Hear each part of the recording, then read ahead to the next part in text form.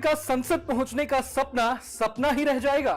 क्या बाकी भोजपुरी एक्टर्स की तरह पवन सिंह भी हार जाएंगे अपना पहला चुनाव? क्या बीजेपी को नाराज करके पवन सिंह ने अपने ही पैर पर मार ली है कुल्हाड़ी?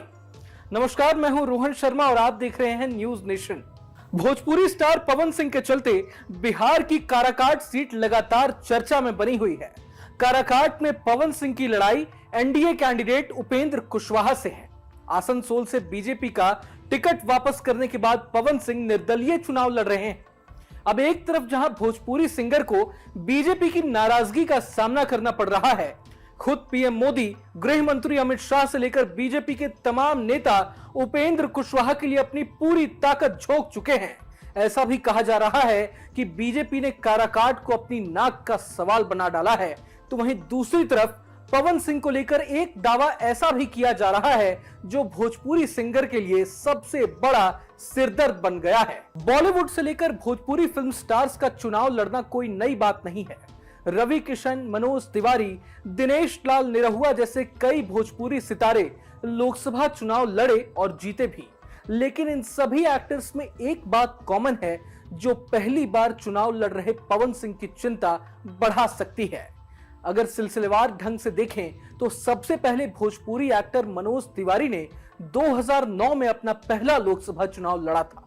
समाजवादी पार्टी ने मनोज तिवारी को गोरखपुर से, हरिशंकर तिवारी बीजेपी के योगी आदित्यनाथ और बसपा के विनय शंकर तिवारी के खिलाफ मैदान में उतारा था। लेकिन नतीजा यह रहा कि मनोज तिवारी अपने पहले ही चुनाव में बुरी तरह धराशायी हो गए। हालांकि मनोज तिवारी बाद में 2013 में बीजेपी में शामिल हो गए और 2014 में अपना पहला लोकसभा चुनाव लड़ा और बदलाव की लहर में जीत भी हासिल की। भोजपुरी एक्टर से नेता बने रवि किशन ने भी अपना पहला लोकसभा चुनाव कांग्रेस के टिकट पर जौनपुर से लड़ा था। लेकिन पहले चुनाव में रवि किशन की भी जमानत जब्त हो गई थी।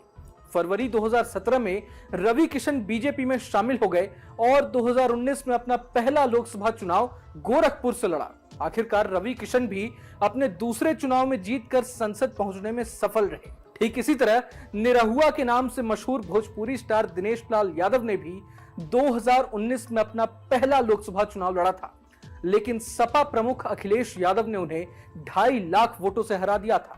हालांकि इसी सीट से निरहुआ ने जून 2022 में उपचुनाव जीता और संसद पहुंचे। मतलब एक हिसाब से देखा जाए तो इन सभी भोजपुरी एक्टर्स में एक बात कॉमन है और वो बात यह है कि इन सभी एक्टर्स को अपने पहले चुनाव में हार का सामना करना पड़ा। अब यही दावा पवन सिंह को लेकर भी किया जा रहा है। कहा तो यह जा रहा है कि पवन सिंह भी बाकी भोजपुरी स्टार्स की तरह अपना पहला चुनाव हार जाएंगे। हालांकि इस दावे में कितना दम है ये तो नहीं कहा जा सकता, लेकिन ग्राउंड जीरो पर पवन सिंह की चुनौतियां जरूर बढ़ती नजर आ रही हैं। अब तो काराकाट में एआईएमआईएम चीफ असदुद्दीन ओवैसी ने भी सभा करके चुनावी जंग को 4 कोनों में बांट दिया है।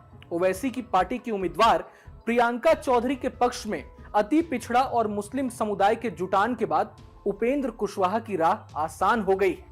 बहरहाल काराकाट का किंग कौन बनेगा ये तो 1 जून को वोटिंग में तय हो जाएगा। अगर आपको ये वीडियो पसंद आए तो लाइक करें और चैनल को सब्सक्राइब करें